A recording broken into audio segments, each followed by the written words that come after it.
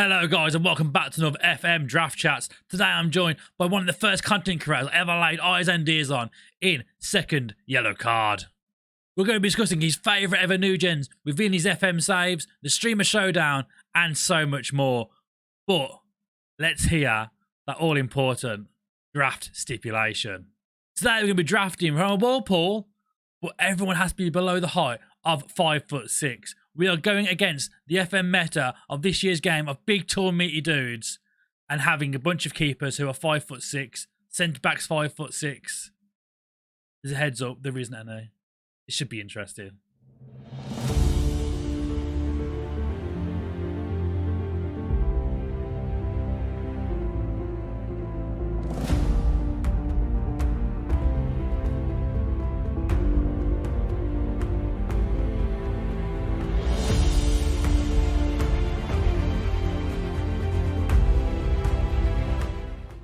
Hello guys and welcome back to another Draft Chats. As you heard in the intro, 5'6" and under only today against Matt, aka Second Yellow Card. How are you doing, mate? Welcome in. I'm excellent. Thank you for having me.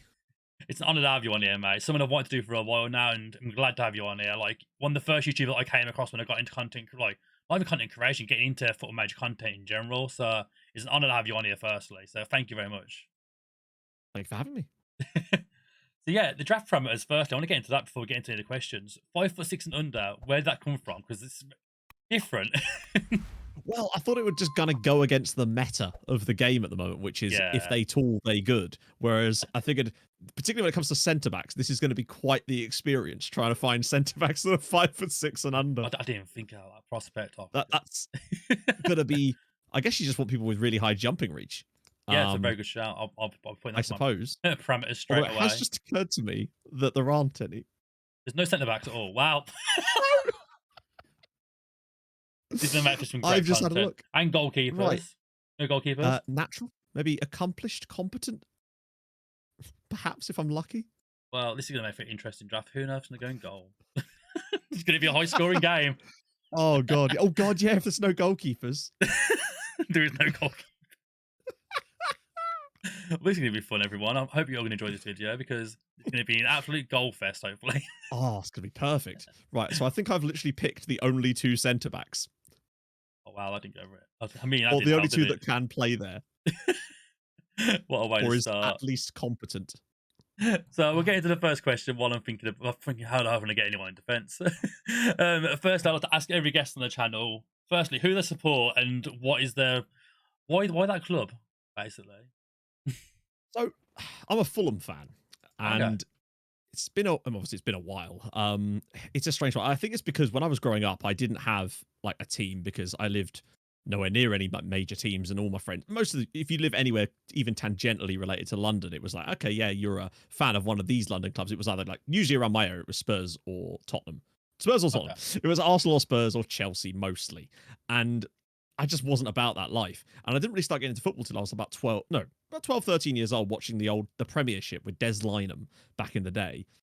And for whatever reason, every Saturday night I'd watch it, and I'd always just really enjoy watching Fulham.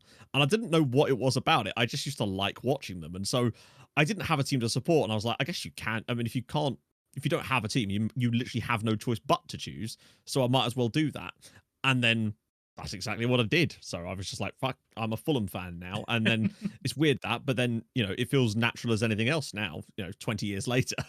Yeah, you'd imagine. Like, you've been through some, like, generations of that team as well, sort of thing, going from, like, European success to the ups and downs of the Championship in the Premier League as well. So you've seen it all as well as a Fulham fan. But yeah, exciting ride so mostly far downs. As well.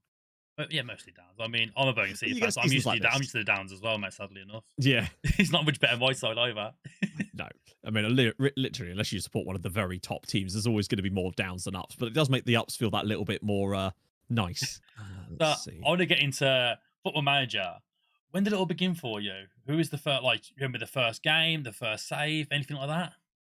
Yeah, so, I mean, I was quite a newcomer to FM, really, because I didn't start playing it till 2013. I used to play FIFA Manager because I played FIFA, so I just figured, hey, FIFA Manager's bound to be good. It wasn't, obviously. It was trash.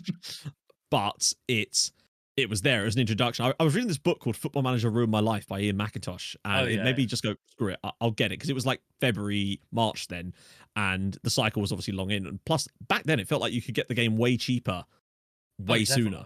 Definitely. Whereas now, it feels like when it goes on sale, it's never that much on sale. It's always just like a little bit on sale. But back then, I got it for like 10 quid. So I was like, perfect, jump in, do what everyone else does, jump in, don't know what you're doing, think it's crap because you don't know what you're doing, find it really, really difficult, then realize you can download an editor, make your team really good, and have a little bit of fun like that. Because I find that that's actually quite a good way of people getting into the game, honestly, because they kind of just get an idea of what the game's like then and how it actually works. And after a while, you can kind of get a little bit better at it. But I didn't. I sort of put it down for a little while. It wasn't until sort of the following year in like 2014 that I thought, screw it, I'm going to have another crack at this, because I wanted to write a novel, and I wanted to use FM as the basis for it, in the sense that it was going to provide like the backdrop for it, and allow me to pick stories and stuff, because, you know, I'm that sad. And so I did that, and I was doing that. Yeah, and I was doing my Uni Alda Madeira. So I just randomly picked, I think it's because it was a journeyman, so it just, whatever club I ended at was Uni Alda Madeira in the, well, at the time they were the second tier in Portugal, or was it third tier? They were pretty low. And so, but then I did the save, and I actually finally started to understand the game a little bit more and start to enjoy it more, because I was having success, which always helps. I think that first save you have where you actually do okay, suddenly things don't feel quite so bad then, and you kind of get more into it. And then later that year, I'd kind of binned off the idea of actually doing a novel, because, you know, again, that's ridiculous, but I mean, it's still there, I suppose. And then the only game I could really play, because I'd commandeered a laptop off my mum, and it was the only thing I could really play, was Football Manager on it. And I don't know why I decided that I wanted to make YouTube videos with it, considering it could barely run the game. But I figured, screw it, I'll give it a crack. I'd watched Work the Space a little bit at the time, because that was back when he was really the only, I would say, notable name that was like big. I say big, back then big anyway. And back then big was like 5K subscribers. And I just started watching him. I thought, screw it, I can give this a crack. And so I did, I suppose. The rest is history. Oh, man. Incredible. Like, it like comes from something like so simple as that, like the only thing that works on someone's laptop.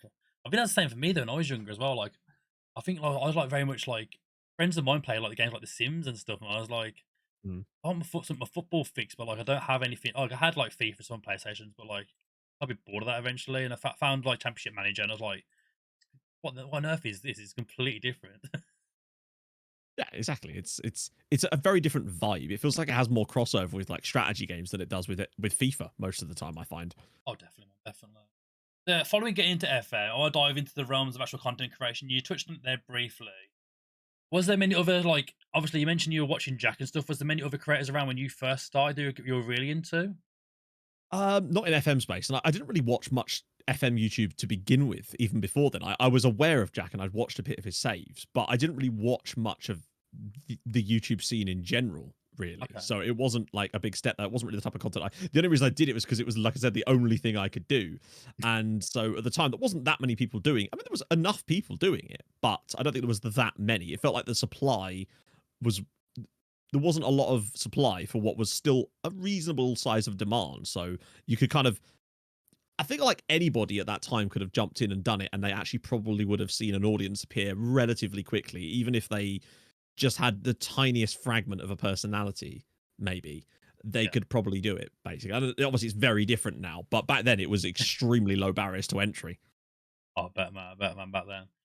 I mean, first time I came across you would have been the Rebuild in Bolton one. I know that's a bit more of a recent one than most people came across you, but like, I didn't really find any like the whole YouTube like FM thing until like 2 years ago. Mental now, because I look back now and seen the amount of footage that was out there at the time, and I never knew that was even a thing out in the world. I never knew that was like A lot of people don't YouTube. realize that. It's until you like finally found it sort of thing. It's like a whole different world out there. Like someone mentioned to me in a WhatsApp group that we all played like a network game. A lot of you seen like this guy's new video. I was like, what do you mean? I'm like, FM on YouTube? Like, yeah. I was like, why have I never thought to look about this stuff? You're not really aware of it until you are, and then it's just a thing that's there. And I think because FM has a very large player base, but the viewer base is probably much smaller as a fraction of the player base than it is, for example, with a game like, I don't know, Counter-Strike or Apex Legends or Fortnite. But I think it's growing. Oh, definitely. It's definitely growing. In fact, it's evidently growing. It's definitely growing. You tell between, like, obviously your streams, everyone else's streams, yet alone YouTube, and then, like, stuff like the Showdown and stuff sort of thing. Like, Yeah. You see with the growth straight away and the numbers. That's on Twitch alone and YouTube, man. Mm. And it wouldn't have There's a wider happened space for it, 5 years ago. no chance, man. No chance. Not to I the same mean, extent. Like we tried stuff like that in the past, but it's just never been to the same impact that things like the Showdown have had in terms of interest and viewer numbers. It's a different level to what it was back then. Something that you couldn't have even fathomed back then. oh, definitely, man, definitely. Well, we're about at the end of the draft now, so I'm going to cut things off there. We'll be back in a moment with the match. Murph versus second yellow card. We'll see you there. Right, so here we go then. That is my team. Santi Cazorla's in net, as we mentioned. There is no goalkeepers. There was no centre-back. Well, there was 2 centre-back options. Matt got both. So we're going to see how this goes for us today. Kante, Verratti, Roger. I mean, look at these players. Amazing players under 5'6". Just none of them can defend. So I want to ask you basically about the creative process in terms of picking your saves. How do you decide on them, and where's the creative juices come from to think of these teams and the saves to do sometimes, basically? It's usually I just don't want to do the same thing as everybody else, and I feel like I always struggle a lot over ideas until I find the right one. If I'll go through so many ideas. People will suggest stuff always, and just nothing grabs me. But then all of a sudden, something will just grab me, and then I won't be able to shift it. And then until I do the save, basically, whether it be the little things. I mean, the Nordic Nomads thing I'm currently doing, that was more based on just the fact that I had originally planned to do a Newcastle Blue Star save, but then the databases weren't working properly at the time, so I couldn't leave it any longer to start a proper YouTube save for the year to see what would happen with the database. Now, as it happens, I think 2 weeks later they actually fixed it all, but I couldn't have waited another 2 weeks, so I had to start something different. And then I thought, well, screw it, let's do a Scandic, like a Nordic crime drama meets a football manager save, and ended up just doing that instead, basically, just to try to be a bit more creative, really, because there's only so much you can do with what the game gives you. Oh yeah, exactly. Send that creativity, like to think of different ideas that people aren't going to normally go to. I think you've done with the Nordic one, definitely. Yeah, I don't see anyone else doing a Scandi crime drama. Oh no, not at all. I was actually winning headers here, and that's gone straight in the roof of the net. Insigne's ripping me apart here, isn't he? I suppose they are winning headers because they're up against people who are also 5'6". Also very true. Also very true. Someone's got to be slightly 5'6" than the other guy. I mean, who's probably marking him there? He's got to be someone who's like 5'2". No more. To be fair, that is one of my 2 centre backs. Of course it is. Of course it is. So I'll go to this next one. This is an interesting one because not everyone's always had. Well, I think most people have by this point anyway. Not even this FM cycle, but in general over FM. Who has been your best ever regen/new gen you've ever came across? And the story behind that, did they like do so much for you? Like, can you remember any names in particular? As he must be offside. Surely offside though. Yeah, there's been so many because it's been such a long time. And I had a striker with Portsmouth back on FM14 called Norman Millington, who I got from West Brom, and he was ridiculously good. Scored like 50 goals in the Premier League, kind of good. It's given. Oh, it's not. And there was another guy I had I think it was at Roma on a save I did called Marcelo Di Placido, this ridiculous Argentinian striker who I think scored for me in like 24 consecutive league games or something. Wow. Like just absurd numbers of his consistency must have been 25. I've never seen anything like that kind of consistent scoring. But I feel like every save has a player. I mean, last year with my stream save, I had a player that scored, I think, 560 goals over the course of his career, which is quite a lot, you might say. Just a handful. Just a few goals, yeah. Go on, Santi. And Insigne. Go on, Santi's having a bad time here. He's not a very good goalkeeper. Oh, Insigne is good, isn't he? I think Insigne's done bits, hasn't he? Yeah, I might have to get him in a showdown at some point. I want to jump over now to the Streamer Showdown. I hope this doesn't offend you, but in saying in recent form, it hasn't been your best in Showdown history. I'm just wondering, have you got much planned in terms of how to improve, maybe entering other competitions, doing, I don't know how much practice you do prior to these like doing the Showdown and stuff. Is there anything you might change differently for the future? Not really, no. I mean, I'm not here to be good. I'm here to have fun and make entertainment for people. My aim when going into draft competitions or showdowns is not about winning. I don't really care to particularly if I win or lose. I'm just trying to hopefully have a good time and hope that people have a good time in watching it, really. And I mean, I know I've had a bad time in the last couple, but like I feel like it's one of those things that I feel like I can explain myself a little bit. In the first time that I had Kev's squad with the shortest team in the history of showdowns, in a year where the meta is about tall people, I feel like I was doomed from day one. And I think last time I don't think I was even that bad. I think if you replay that showdown again 10 times, I probably win it occasionally. It's just we were fine. We got a bit unlucky in the elimination game. Absolutely battered Ches in that match, and then somehow lost 3-2. It's just how it goes, really. You just take it in your stride and come back next time and try again. Really, I don't think tactically we were particularly bad. I think maybe if I'd got a slightly better first draft pick, maybe if I'd had a slightly, because I had the worst pick as well. I had started the last draft pick. All the good strikers that I wanted were kind of gone because I would have loved a Haaland and I would have settled for a Ciro Immobile, but I had to go with Alexander Isak. And if he turns up, which he did in some of my tests, he might have been good, but he just wasn't consistent enough and just kept missing. And you just can't do that. We underperformed our XG by so much, and you're not going to win if you do that. But it is what it is. It's all in good fun. Oh, finally we're showing up here. That time we showed up and got a goal. Useless, Jermaine. Don't play in goal, Jermaine. You're not good enough. Yeah, you were definitely better as a striker. Don't a bit of career change now from. I don't think you should go to goalkeeper anytime soon. Yeah, not at 40 years old. No, I was very unlucky in that last showdown, to be honest, man. Like, I think people say that to most people, like, anything you could change and try and make things better, but the tactic works. It's just a lot of it's just down to like the draft order and stuff like that. It can be something as simple as that, or as simple as how the look goes some days, man. The match engine just does things sometimes, and you can't really legislate for it, so you just have to kind of sit back and take it. It's one of those things where even if my aim, as I say, is always just to have a good time and hope that people have a good time along with it, really, and that's really what matters. And if that is achieved, then success, really. I have won one, and that was fun, but it's not like, obviously you always want to go into each one with the aim of winning it, but it's not. I'm not going to lose sleep over it. Let's put it that way.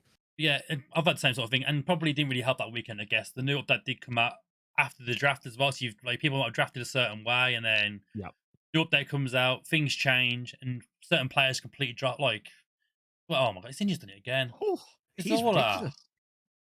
I don't know if Zinya's really good or because all are just really bad in goal, though. Well, I think it's probably a little column A, little column B. Just a little bit. I mean, I think it's half the bad defending here. Zinja has the ball here, makes that run to the box. I mean, nobody chases him. I mean, there's letting goal side of him. Who is this here? Goal side of him. Diaz, you're not very good at defending, mate. He's definitely not set up. Far from it. Maybe I should have drafted this team in the showdown. That should be the next stipulation, I reckon. No goalkeepers allowed. Imagine that. No players under 5'6". Oh, what's the photo in there? Goes with his feet. Oh, even goalkeeps like a player that's not a goalkeeper. What's his foot out? Hopes the best. Well, he's been awarded. Well, we could assume that was going to be awarded, considering your player already had the ball back at the kickoff spot. He's just gone already. I mean, he was ready to go. It is narrow, to be fair, but Defoe here, what's that? Just sticks his foot out. It's like, nice effort, Jermaine, but we're going to need a bit more than that, bud. Not good enough, mate. You got to be doing better than goal, mate, than that. 100%. It is narrow, to be fair, though. So I'm going to get to the final question. We're going to the last 15 minutes of the match now. So anyone who's watching you who's not already checked out the Nomads on YouTube or the Treat Your Save over on Twitch, could you give a little bit of a quick rundown of how the save has been going, what's been going on, sort of thing? So, like, obviously the YouTube one's been going for quite a while now. Same with the Twitch one. It might be a bit hard to jump in. Go on, Pedro. Like, jump in now, sort of thing. So if they are finding this video and they haven't already watched the stuff, just a quick update of what's happened so far, so that they could just jump straight into a stream or into the YouTube channel right now and watch the stuff now.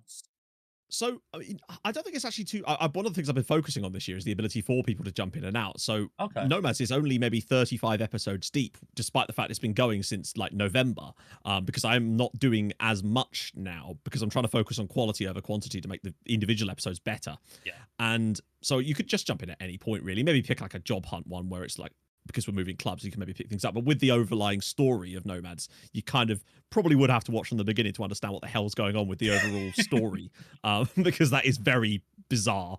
And, oh, go on. Hey! People winning headers. It's a goal that wasn't insinuate. Imagine. And with the streams, I record like recap videos for every single season we do, and I've got a little mini series of that on YouTube as well, which that way is to allow people to sort of dip out and in whenever they want to. But the idea of it essentially with YouTube is we're trying to make Ireland the best league in the Europe. They'll be the best league in the Europe. And it's a long effort and a long journey to make it happen. But we got close with Norway last year. We got them to third, and we were very close to getting above Spain as well.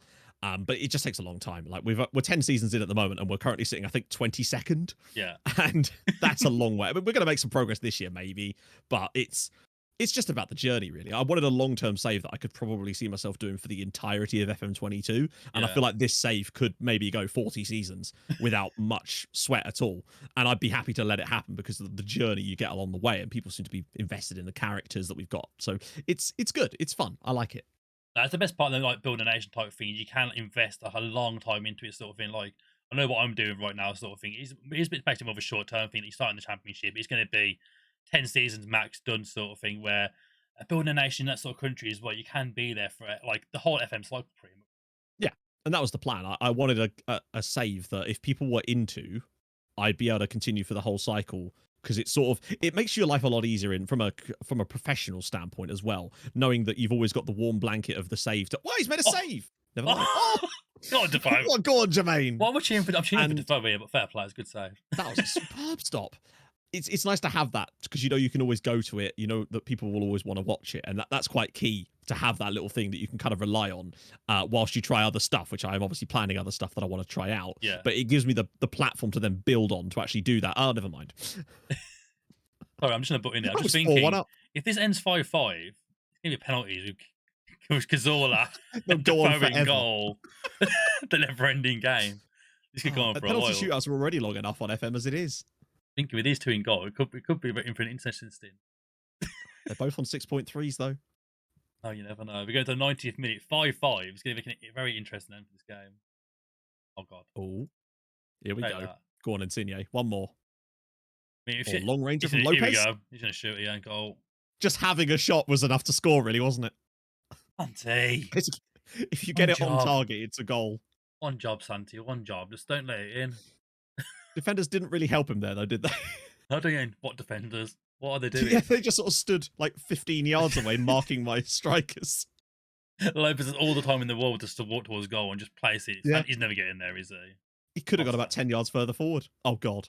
You never know. It might be chance. If we go 6-6 here, I know it's not happen. We'll lose the ball and you'll score anyway. I'd be surprised. Oh. Maybe not. Never mind. Passing apparently is also under 5'6". I won't ask for any spoilers in terms of plans, but do you actually see the treaty team going the whole way then this year? Then, yep, I'd say so. I think with the length of time it's probably going to take to make that stuff work, I can see it going the whole way. I've got some other plans for streams that are going to be one-off stuff. Okay. But that's going to be, I'm working heavily on the background, that for the moment, to try and do some stuff in the evenings occasionally with some more one-off streams that I can then turn into YouTube videos as well, because it's always important to be efficient with these things. Oh, definitely, man. Well, congratulations. You're beating me with the smallest players in the world. I mean, look how tiny they look there, even compared to the manager. It looks like a preschool class on a trip. Amazing. Well, for anyone that hasn't come across you before, I'm sure everyone has who's watched this video anyway, but where can they find you on all the socials, Matt? They can find me at, Second Yellow Card on YouTube, Second Yellow Card on Twitch, Second Yellow Card on TikTok, Second Yellow Curd on Twitter, I suppose, because Twitter and their bastard character limits. So congratulations, Matt. You win 6-5. Santi Cazorla is not a keeper. We've realised that today. But good showings from Insigne and Pedro getting the hat-tricks as well. Mate, thank you so much for doing this episode with you. And everyone, check out them links. Get in Matt's streams, get on his YouTube, go watch that stuff, and we'll see you next time. Thanks for watching, guys, and we'll see you again soon.